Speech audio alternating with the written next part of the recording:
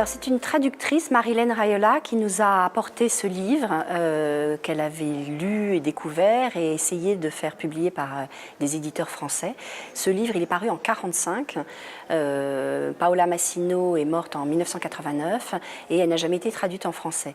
C'est un livre qui a eu un destin assez incroyable puisque elle l'a écrit entre 1938 et 1940, sous l'Italie mussolinienne, fasciste, patriarcale. Elle était une femme émancipée.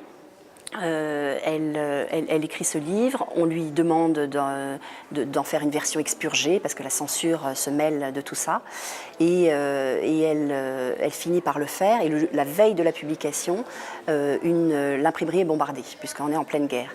Et finalement le livre paraît en 1945 et suscite de la part de la critique admiration et perplexité, mais pas beaucoup d'engouement du public. Et c'est au cours des rééditions, dans les années 70, 80, puis 2009, que le livre a vraiment été découvert et considéré comme un chef-d'œuvre en Italie, puis dans un certain nombre de pays, l'Allemagne, l'Angleterre, les États-Unis, mais jamais en France.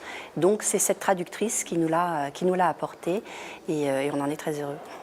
Alors il s'agit, 10 ans avant le Baron Perché d'Italo Calvino, on retrouve des choses assez semblables dans cette histoire. On a un personnage de jeune fille qui vit retranchée dans une malle. Dans une malle puisqu'elle a décidé de se retirer de toute vie sociale. Donc elle y passe des années, aux grandes dames de sa mère qui dit « tu me feras mourir de chagrin ».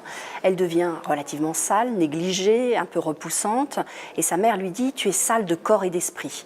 Et pourquoi de corps on comprend, pourquoi d'esprit? Parce qu'en fait elle a aussi cette obscénité affreuse qui est qu'elle pense. Et une femme qui pense à cette époque-là, c'est compliqué. Donc elle s'interroge elle se questionne sur le sens de la vie. Et au bout d'un moment, quand même, elle cède devant la pression. Elle accepte de sortir de cette malle, de se prêter au jeu social. Donc elle épouse un vieil oncle qui est d'une stupidité avérée. Sa mère, pour elle, c'est sa vraie naissance, véritablement, parce que c'est la naissance sociale. Et là, elle devient la Massaia, ça explique le titre. La Massaia, c'est un mot italien ancien qui signifie à la fois la maîtresse de maison, la gouvernante, la fille de logis, en gros, tout ce que doit être la femme. Puisqu'à l'époque, Mussolini disait la femme, c'est des enfants, et en gros, la guerre est à l'homme ce que la maternité est à la femme. Donc l'horizon était relativement bouché. Donc elle devient la Massaia, mais elle est quand même taraudée par ces questions qui continuent. Donc elle joue le jeu tout en étant un peu appelée, elle ressent l'appel du large. Voilà.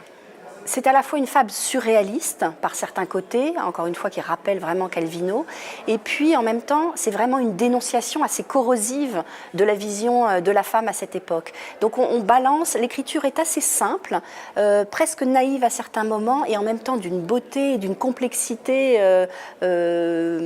plus forte qu'il n'en a l'air. Voilà. Et la traductrice a fait un travail vraiment remarquable, patient, long et formidable. Elle a épousé vraiment la difficulté de ce texte et en même temps sa simplicité, les deux.